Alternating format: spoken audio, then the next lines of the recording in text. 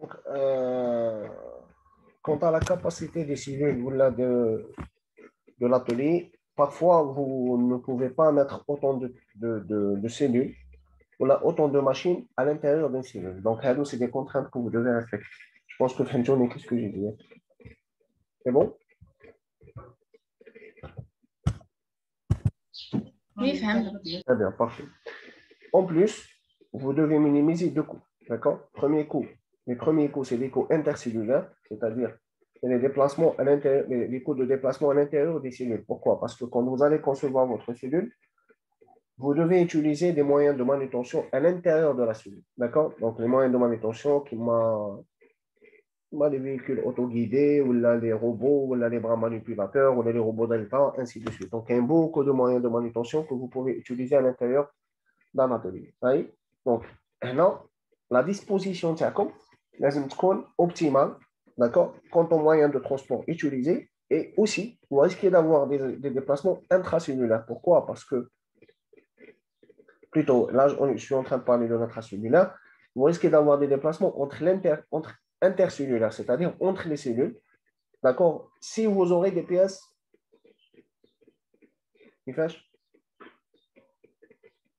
donc, vous aurez des déplacements entre les cellules intercellulaires. Si vous aurez des pièces exceptionnelles, est-ce que vous êtes d'accord? Mais comme des pièces exceptionnelles, vous allez avoir des déplacements entre les cellules. C'est bon? D'accord? Oui, الشيخ احنا سمعوا الهضرة تاع تقطع الهضرة؟ شوي. معليش نعاود لكم pas de problème. Comme vous avez des déplacements intercellulaires, c'est intracellulaire, c'est-à-dire à l'intérieur de la cellule, quand vous pouvez avoir des déplacements intercellulaires, c'est-à-dire entre les cellules. Entre les cellules, c'est quand vous avez des pièces exceptionnelles. C'est clair et net. Oui? L'intracellulaire, vous allez avoir des déplacements intracellulaires. C'est clair aussi. D'accord? Donc, là, on va au fait déposer ou là, on va choisir la meilleure disposition, d'accord, qui minimise la donnée. Oui? Ça va vous permettre d'utiliser vos machines de façon efficace aussi. D'accord? En plus, vous allez minimiser les coûts d'opération sur les machines. D'accord? Une fois que vous allez faire tout ça, vous allez passer à une autre étape, il y a l'ordonnancement des tâches dans les cellules, d'accord, individuelles, c'est bon? Et si vous allez faire ça d'une façon correcte ou d'une façon optimale, ça va vous permettre, le résultat final, comme c'est, ça va vous permettre de maximiser le taux de production, c'est-à-dire que vous allez exploiter vos machines de la manière la plus efficace possible. Oui? D'accord? Donc, là, par exemple, vous avez la matrice de flux, juste pour faire à peu près le principe. Là, vous avez la matrice de flux. Et vous remarquez, est-ce que là, vous avez une pièce exceptionnelle?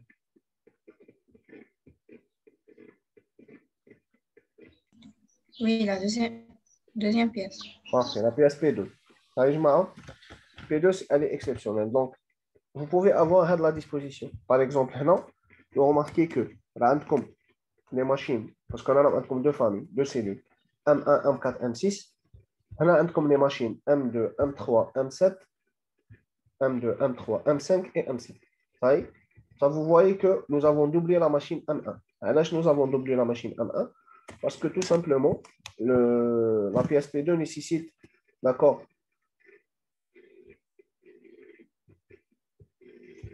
la machine M1, ça y est, et elle fait partie de la deuxième famille. Est-ce que vous êtes d'accord? Oui. D'accord, donc là, P1, le P3, ils seront traités sur la première cellule. Par contre, P2, P4, P5, P6, elles seront traitées ici. Et on a ajouté M1 uniquement pour pouvoir traiter P2. Ça y est. Donc là, vous êtes en train d'utiliser des moyens de manutention à l'intérieur des cellules, intracellulaires. Donc là, vous avez un AGV, là, vous avez un robot. Mais entre les cellules, on n'utilise pas de moyens de manutention parce que d'oublier la machine. On a doublé la machine. Ça y est. Par contre, vous pouvez aussi choisir une autre solution. D'accord? Vous gardez les cellules comme, d'accord, la disposition voulue, d'accord? Et là, la pièce P2, elle sera déplacée de cette cellule vers cette cellule. Donc là, vous allez avoir, en fait, un déplacement intercellulaire. Ça y est. Donc, pour décider, pour prendre la décision, il suffit de calculer les coûts. Est-ce que l'achat avec la machine, d'accord, il ne coûte pas assez d'argent? S'il coûte assez d'argent, ce n'est pas la peine de le faire. Vous passez à la deuxième solution. C'est tout. Oui. Donc, c'est une décision à prendre par rapport aux coûts de revient de l'opération. Mais le plus important, c'est de réaliser le produit. Donc, au pire des cas, si vous trouvez, par exemple, moi, je fabrique des produits, je sais qu'il y a un concurrent, une autre entreprise qui réalise le même produit, d'accord, ou une des pièces exceptionnelles, d'accord, donc je le sous-traite au place. Oui, ça reste une solution aussi. C'est clair?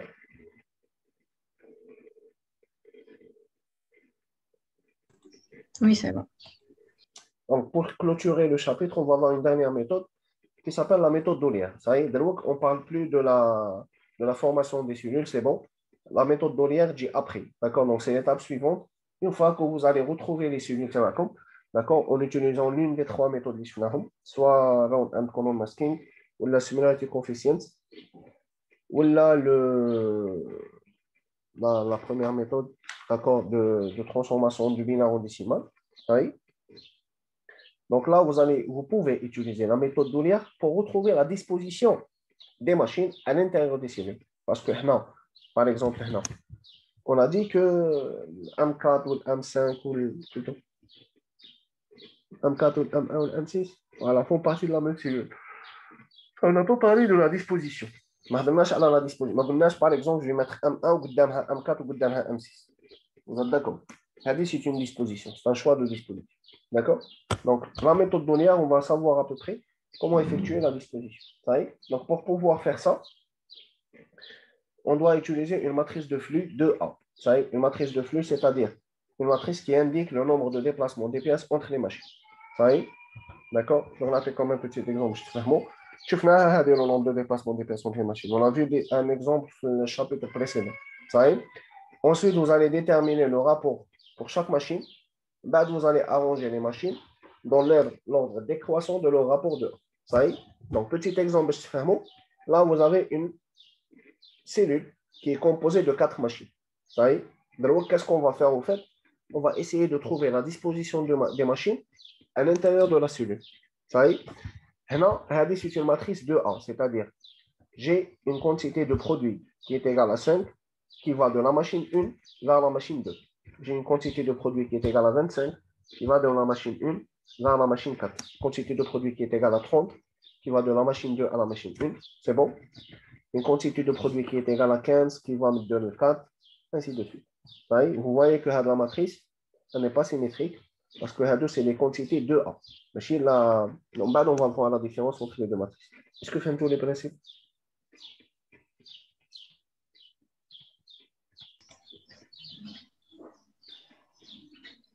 Oui.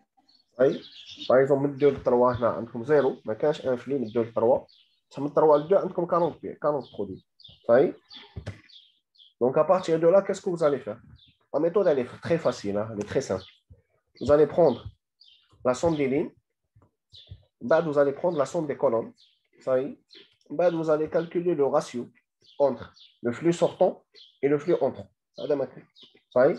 Maintenant, si je vais prendre la machine 1, d'accord, quand je fais la somme de la ligne, la somme sur les colonnes plutôt, la somme de la ligne veut dire la somme sur les colonnes, ça y est, je vais avoir le flux sortant de cette machine. Ça y est. Si je vais faire la somme sur la colonne, d'accord, c'est-à-dire la somme sur les lignes, là, je vais avoir en fait le flux entrant. Est-ce que vous êtes d'accord? Qu'est-ce que vous allez faire? Vous allez diviser ça sur ça. Vous allez avoir le ratio entre le flux sortant et le flux, plutôt, entre le flux sortant et le flux entrant. Right? Donc, on a tapé comme 3 sur 5, ça vous fera 0,6. Là, vous avez 1, 45 sur 45. 50 sur 0, comme infini. 10 sur 40, ça vous donne 0,25. Ça y est? C'est bon? Donc, quand je prends le flux entrant et le flux sortant, quelle est la machine la plus importante pour moi? C'est la machine qui a un flux très élevé. C'est bon? Oui. D'accord? Donc, on a 50 sur 0, c'est l'infini. Elle sera mise en première position. Donc, vous allez commencer par la machine 3. Ensuite, vous allez avoir la machine 1, plutôt, la machine 2. Ensuite, la machine 1. Ensuite, la machine 4. Donc, vous allez avoir à la disposition 3. 3. À la machine 2. À la machine 1. À la machine 4. Donc, à l'intérieur de la cellule, ça y est, j'ai déterminé la disposition cellulaire. À l'intérieur de la cellule, je vais avoir le schéma. La disposition. 3 out 2 out 1 out 4. Ça y est. Donc 3, quand je prends la machine 3,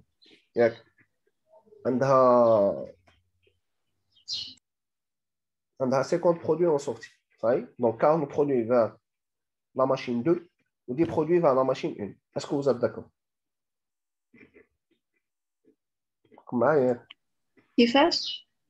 Si on fait de la machine 3, tu travailles 10 produits vers la machine 1, tu travailles 40 produits vers la machine 2. Donc là, j'ai tracé 40. Oui.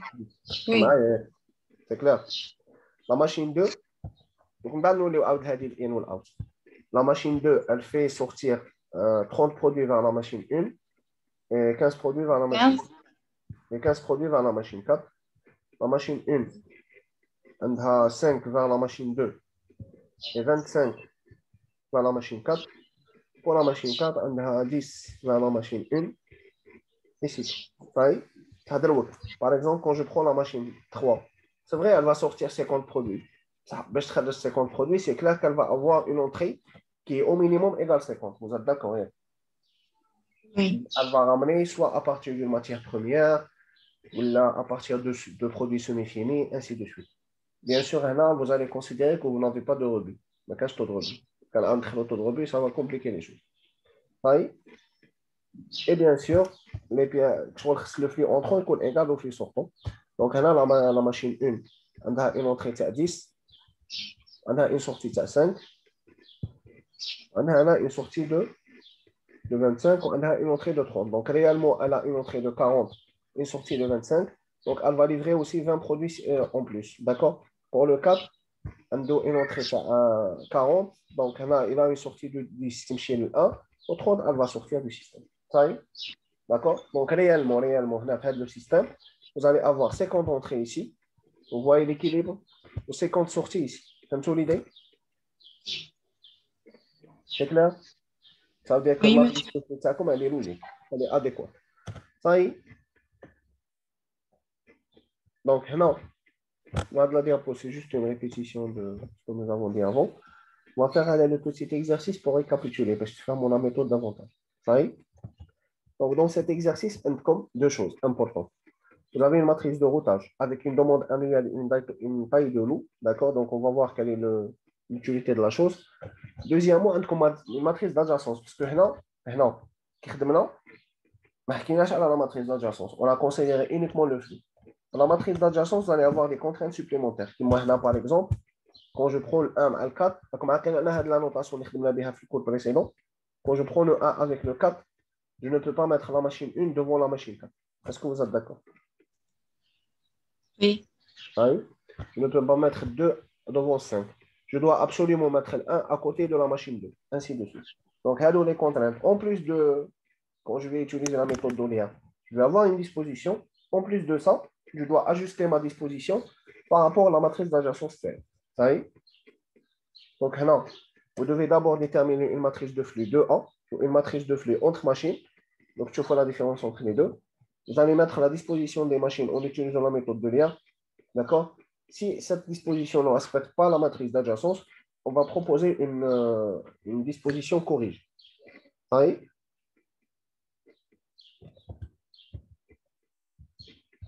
Comme tout?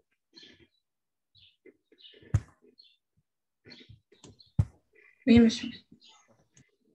On s'en va rapidement.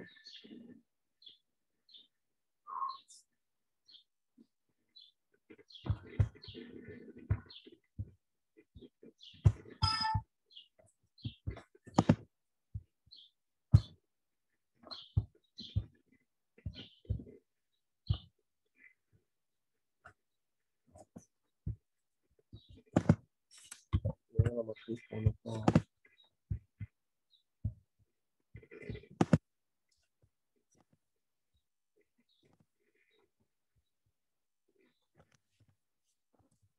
Là, vous avez au fait un produit, 6 produits. Vous avez combien de machines?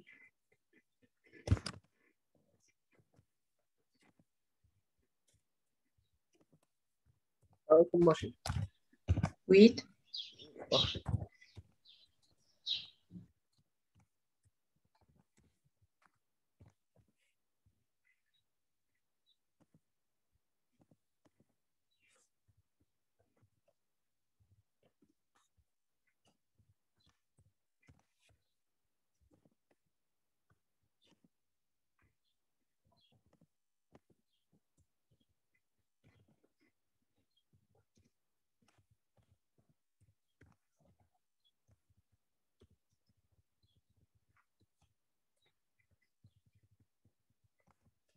Oui.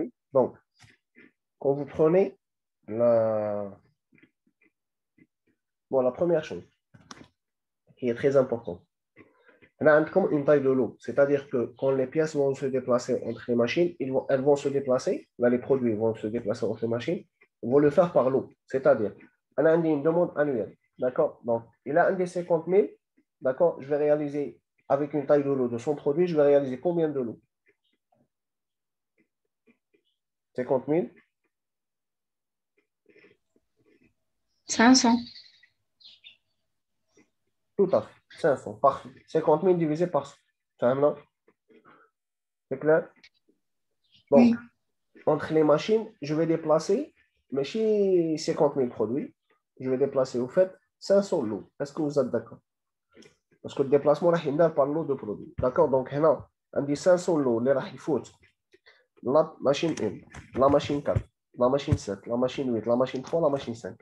Là, le routage, il est important. Comme l'exemple, comme le routage n'est pas important. Parce que je veux juste savoir quelle pièce sera traitée sur quelle machine. Ça, là, le routage est important parce que le 8 le 3, le 3 le 8, ce n'est pas la même chose. فاهمنا؟ Oui. Oui. Donc,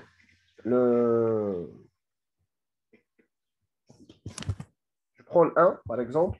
D'accord. Donc, من 1 ل 4 شحال عندي؟ عندي 500. فهمتوني ياك؟ زيد من 4 ل 7 عندي 500. Est-ce que vous êtes d'accord? C'est bon? من 7 ل 8 عندي 500.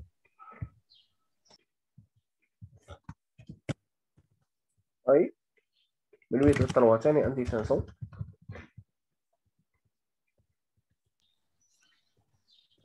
كيفاش احنا نجيبو هاد السنس؟ يا قلت لي 500؟ لا باين واش نومبر دو فوا انت قلت لي 500؟ لا بصح يعني عارفة 500 بصح كيفاش احنا نرفدو الان مع الكات ومن بعد الان مع هذاك routage des pièces sur machine. انا نخدم غير الغوطاج تاع الارض. صح معليش يا با بروبليم. 50 000 divisé par 100 تعطيك 500. Pourquoi? Parce que انت عندك une demande تاع 50 000 pièces. Donc tu dois fabriquer les 50 000 produits A. Oui. Ça tu vas les fabriquer par lot. Chaque lot fait son produit. Oui. Donc هادو لي لو نتاع البرودوي A يقلعهم لا ماشين 1 عاد يفوتوا له 4 تبع هذا الروتر عاد يفوتوا ل 7 عاد يفوتوا ل 8 عاد يفوتوا ل 3 عاد يفوتوا ل 5 يخرج برودوي A. دونك انا ما راحش نديبلاسي 50 000 برودوي فينالمون راح نديبلاسي 50 000 ديفيزي بار 100 باسكو راح نديبلاسي لي برودوي بار لو. فهمتني؟ Oui, c'est bon. دونك جي بروندر 500 من 1 ل 4 من 4 ل 7 من 7 ل 8. دونك من بعد نشوفوا كي يكونوا عندنا دي روتاج كومان ساهل ماشي بروبليم. عاد منا من 2 ل 7 2 ل 7 شحال دروك 10 000 divisé par 100. عندكم 100. Donc, من 2 ل 7 عندكم 100. من 7 ل 6 عندكم ثاني 100. 6 ل 8 6 ل 8 ياك.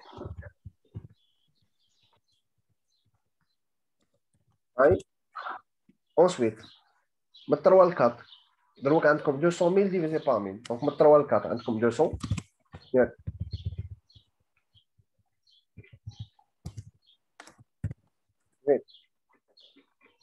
من 4 ل 5 ثاني عندكم 200.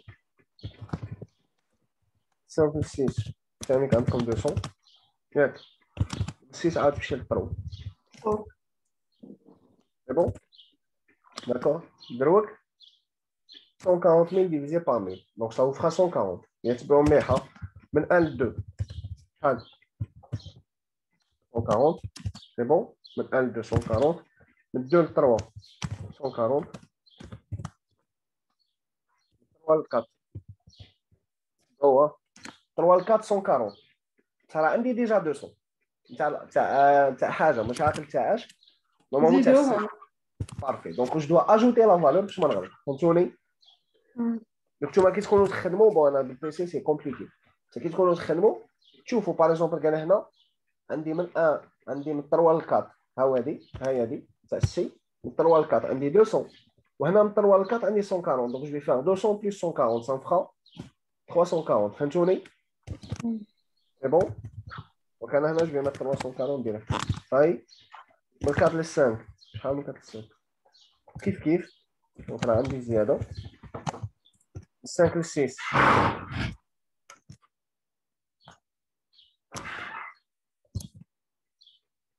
من 4 ل 5, donc 340. 5 ل 6. Vous allez mettre aussi 340. Oui. 6 ل 7. Vous avez 140. Et out, vous allez revenir de 7 à 1. C'est bon? Avec 140. C'est bon?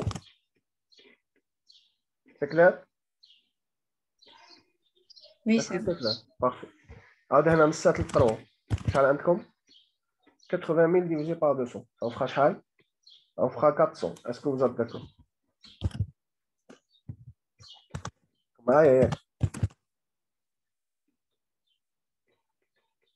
C'est bon? oui, أنا معاك. Très bien. Ensuite, عندكم 8 7. 25 000 sur 100, ça en fera 250. Donc 8 7, comme 250 8 7. 7 5.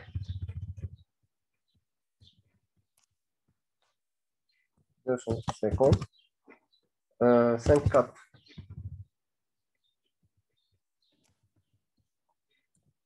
250. 4 3. 1 3 2. 1 3 2. Oui. 1 2 1.